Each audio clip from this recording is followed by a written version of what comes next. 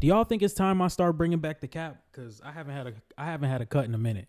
I have not had a haircut in a while, so maybe it's time to start bringing back the cap. All right, that is a lot better. Ladies and gentlemen, welcome to At the Buzzer Sports, where we talk all things basketball all the time. I am your host, John Drummond, and today we're going to be talking about who is the Rookie of the Year. Now, when we look at the 2024-2025 NBA season, and especially the 2024 draft class, we look at a lot of players who did not look like they had that superstar upside that we got in previous drafts. 2024 with Victor Wembanyama, 2023 with Paolo Banchero and Chet Holmgren, 2022 with guys like Jalen Green, Cade Cunningham, all those kind of guys. Yeah, I just screwed the entire years up. 2023, Victor Wembanyama. 2022, Paolo Banchero and Chet Holmgren. 2021, Cade, Jalen Green, Scotty Barnes, Evan Mobley. But when we look at these past year's draft class, it was kind of easy or easier to predict who was going to be the Rookie of the Year. And when we look at this year and we try and predict who is going to be the Rookie of the Year, we're looking at much more of the role they're going to play and how they can impact their team more than anything else. Because when we look at picks 1 through 30, a lot of these guys are having the potential of being a high-level starter or maybe being a third or fourth option on a championship-winning team.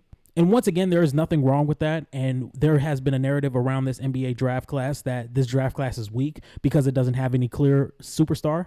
But with the way the NBA is swinging, where a lot of role players are getting paid top dollar because they are extremely valuable to how teams win. You see the Knicks go out and get a guy like Mikal Bridges, who is more of a role player than an all-star.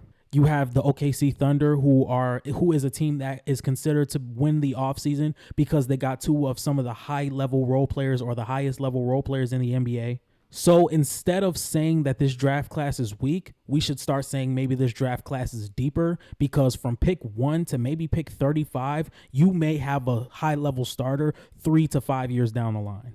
So here are the first 5 players who may not get the biggest role coming out into the season to where they can have a high chance of winning Rookie of the Year. And these 5 players are Reed Sheppard, Ron Holland, Rob Dillingham, Jared McCain, and Kel'el Ware. Starting off with Reed Sheppard, I think there are a plethora of ball handlers on this Houston Rockets team to where Reed Sheppard may not get the nod, or he may not get the necessary playing time with Ime Udoka and the Houston Rockets, because they just have such a plethora of young talent on this team that can carry the ball, bring the ball up the floor, make plays for others. And I think that's where Reed Sheppard may not get the nod over guys like Amen Thompson, Fred VanVleet, Jalen Green, Cam Whitmore. I just think Reed Sheppard is going to have his minutes based on the stretch and based on the need of the team. If the team is not shooting well from 3, Reed Sheppard's going to come in. If there's some time where Reed Sheppard can get some minutes on the floor, that's when he's going to come in. I know Reed Sheppard probably had the best summer league out of all the rookies, but with the role that he's going to be given in the first upcoming games of the season, we're probably going to see how this is going to go. And this is not me saying that Reed Sheppard is not going to get the minutes 100%, but I would just think that Ime Udoka would probably prioritize guys like Jalen Green, Amen Thompson, and Fred VanVleet before Reed Sheppard. And to come into a team where your minutes are not as consistent or as guaranteed as some other rookies might have their minutes, I just don't think it's going to be easy for him to win Rookie of the Year. Next, we're going to have Ron Holland, and I think Ron Holland's a fantastic player. Don't necessarily love his fit with Detroit with the limited floor spacing that they have, and Ron Holland not being the greatest floor spacer, him being an athletic wing that can get up and down the floor and guard multiple positions at his peak of his powers. I just don't think that's going to translate to him giving a high level of production for this Detroit Pistons team. There's going to be signs where he shows that he can be a very high level defender. There's going to be signs that he can be fantastic in the fast break or fantastic in the transition and be a great lob threat. But I just don't see how that can translate in his rookie year with the limited floor spacing on this team. The next player I'm going to be talking about is Rob Dillingham, which is kind of crazy since we just saw him have 21 points in the preseason game. I just think this Minnesota Timberwolves is in a window where they can win even after trading Karl-Anthony Towns. I think this team is going to be a highly seeded playoff team where if Rob Dillingham is not playing good to start off, he's going to get pulled from the game. If he's not hitting his shots, he's going to get pulled from the game. If he's taking questionable shots, he's going to get pulled from the game. And I think with Rob Dillingham's play style, he's going to need a longer leash for him to really show that he can be effective with the type of basketball that he plays. I think he's going to have such a shorter leash than a lot of rookies in the NBA. I think at the same tier as Jared McCain, because the Philadelphia 76ers are looking to contend as well. We're going to talk about Jared McCain in a second. But if he's not hitting his shot, if he's turning the ball over, if he's not creating space for himself or space for others, there's going to be simply an easier way to take him out the game, because you have guys like Nickeil Alexander, Mike Conley, and Dante DiVincenzo, who are all ahead of him in the rotation. Next player we're going to be talking about is Jared McCain. And Jared McCain showed me something in the summer league that I did not expect from him necessarily, or especially at the high level that he was giving it to me, or especially at the high level that he was giving it to me, or especially at the high level that he was giving it to me, especially with the aggression that he had in the summer league, the ability to play make. We all knew he could shoot, but the way that he was able to react to defenses with the ball in his hand as much, because we did not see that much from him in Duke. He was not a guy that consistently had the ball and was generating the offense for the team at Duke. So to see him do that in the summer league, I think was surprising, and I think he did very good at that. But once again, this is another team in Philadelphia who's going to be looking to contend this season, and with guys like Tyrese Maxey, Paul George, and Joel Embiid, there's just not going to be a lot of moments where Jared McCain is going to be able to have those rough patches in his rookie season that a rookie would have for a team that's not contending or looking to be a tanking team and trying to get Cooper Flag. And the next person I'm going to be talking about is Kel'el Ware. I think there's a chance that Kel'el Ware can be the starting center for this Miami Heat team in the future, and he can play next to Bam Adebayo, but there is still a lot of questions about him against physicality, especially in college. I thought he had questions against physicality.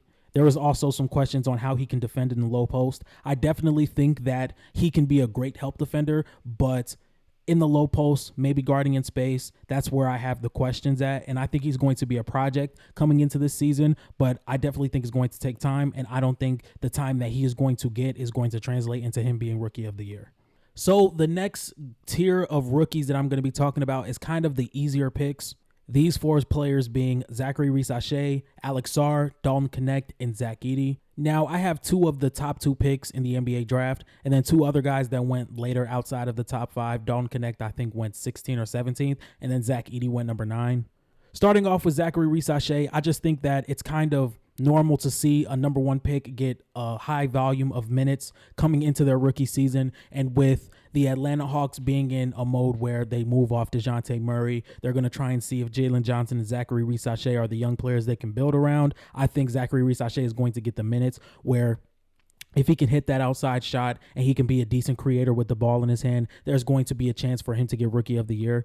And I think the rookies this season aren't going to be giving you some jaw-dropping numbers like 19 points per game on solid efficiency. I think Zachary Reese-Shea has a chance to give you 13 to 14 points per game on solid efficiency, and that could be enough to get you the Rookie of the Year, especially playing next to a playmaker like Trae Young, who is so good out of passing when allowing the defense to collapse on him. I think Trae Young does a fantastic job in that, whether it's lobs, kicking it out to the perimeter for guys to get open threes. I think Zachary Reese-Shea can thrive in that aspect. So if he can get the amount of open shots that I assume he's going to get playing next to Trae Young, if he can knock those down, if he can attack his closeouts and hit at the rim at an efficient rate, I think there's a really good chance he can win the Rookie of the Year. Next player we're going to be talking about is Alex Sarr, who did not play that well in Summer League. He had a tough time finishing through contact. He had a tough time putting the ball on the floor. He's one of those guys that has this belief that he can make the outside shot and just is not the best outside shooter. But I think if Alex Sarr really becomes a lob threat, plays solid defense, can finish down low through contact, I really don't care for him to be shooting threes or for him to be putting the ball on the floor. But if he can be a great pick and roll candidate, or maybe be a short roll playmaker to where he can pass it into the dunker spot or kick it out to the perimeter, I think there's a chance he can win Rookie of the Year, especially on this Washington Wizards team who is struggling to find their guy of the future, where their number 2 pick, Alex Sarr, and a lot of people who would have assumed that he was the best player in this draft, there is a chance that he can really get the minutes and really get the belief of the organization behind him to where he becomes a starter if he's not a starter already and becomes the Rookie of the Year. As of right now, I think Dalton Knecht is the perfect piece for what JJ Redick is trying to build in LA. When we look at the amount of floor spacing he's able to give, the way he can put the ball on the floor, the way he could just play off ball from LeBron James and Anthony Davis, I think fits so well with what JJ Redick is trying to do. JJ Redick mentioned that he wants the offense to be more fluent. He wants it to be more modern. He wants us to start shooting more threes, because if we look at it last season, I think the Lakers shot around 31 attempts from three a night, and that was bottom 5 in the NBA. And to have a player like LeBron James and Anthony Davis, where their pick and roll can collapse so much of the defense, having a guy like Dalton Knecht who can hit these outside shots consistently is going to give him more minutes more and more throughout the season. So I definitely think in a perfect world, he can be that floor spacer that plays so much to give you about 14 to 15 points per game on about 37% from the three. That could be enough to win you Rookie of the Year. And my last pick is Zach Edey. I think Zach Edey is one of the easier picks because this is a guy that's going to be starting from day one. It's already confirmed that the starting lineup for the Memphis Grizzlies is going to be Ja Morant, Desmond Bane, Marcus Smart, Jaren Jackson, and Zach Edey. And how good of a screener Zach Edey is, how much of a good defensive and offensive rebounder Zach Edey is, and how lengthy he is, and how strong he is. He can be able to guard the low post. He can be able to protect the rim. He's going to set phenomenal screens for Ja Morant, and that's going to give up so much space for Ja Morant to work and operate, to where this may not be a Rookie of the year where we see Zach Edey average the most points per game, but I can definitely see him giving you 11 points and 9 rebounds and maybe a block and a half a night, and that could be enough for him to win Rookie of the Year if the Memphis Grizzlies are still a lock playoff team and he plays majority of the games. These are my 5 dark horse picks for the Rookie of the Year award. It's actually 4 players. But these 4 players are Stephon Castle, Cody Williams, Matas Buzelis, and Tristan da Silva. Starting off with Stephon Castle, I think the level of defense that he is going to provide for you from day one, the way he is able to make, the way he's able to get downhill, especially playing next to Victor Wembanyama, to where he's not going to be the main point of attention every single night. As a matter of fact, probably not a single night he's a starter for this team. I just think that's going to help him a lot. And with Chris Paul, who is in his late 30s or the early 40s and not just being as healthy as he once was, I think there's going to be a scenario where Stephon Castle is going to start most of this season. And I think having Chris Paul, Greg Popovich, and the unicorn of Victor Wembanyama, or the alien, not the unicorn, I think there's definitely a way that he can become Rookie of the Year. Next up, we're going to be talking about Cody Williams. I think there's a way that he can be a switchable defender. He could be dynamic, getting downhill with his touch around the basket and the way that he's going to be able to finish some tough shots at the rim, and the spacing you're going to get from Lauri Markkanen. I think they can play next to each other very well.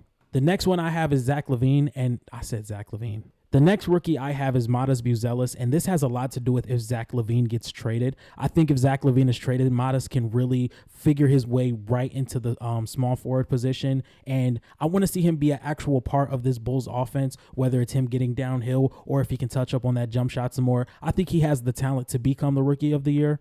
And last but not least, I have Tristan da Silva. And this is a team in the Orlando Magic who just have been struggling to space the floor all of last season. And you bring in KCP, and you're still going to need some more floor spacers. Franz Wagner may be able to become that, but I don't think that it is as guaranteed as a lot of people make it seem. I also think that there's a world where he does not improve much from the three-point line on what he showed in the playoffs. And Tristan da Silva is a guy who is always going to make the right shot, always going to find himself in the right spot on the floor. And if he is hitting shots consistently for this Magic team, you're just going to see his minutes go up and up and up and up.